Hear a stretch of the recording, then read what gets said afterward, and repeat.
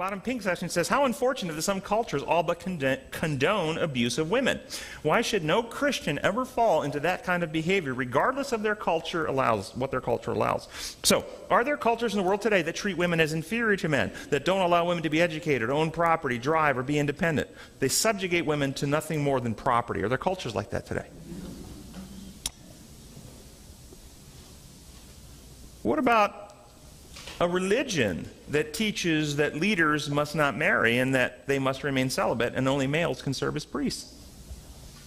What about a religion that teaches that? But does that introduce some type of a hierarchy between men and women? Some type of a different status? Some type of a closer authority with God in some way? What about churches that teach that males can be ordained but females can't?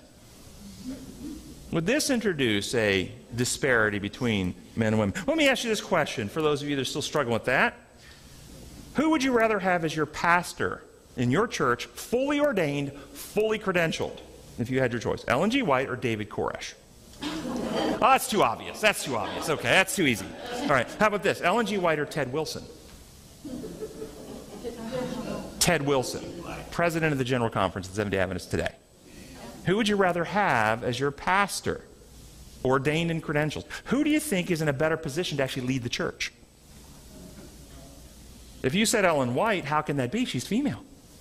It's not possible because her genitalia prevent that. This is the thinking. See, the thinking when you go to gender, it's not about abilities. It's not about endowments of the Spirit. It's not about equipping by God. It's not about a closer walk with Him. It's not about a knowledge of... It's only about gender.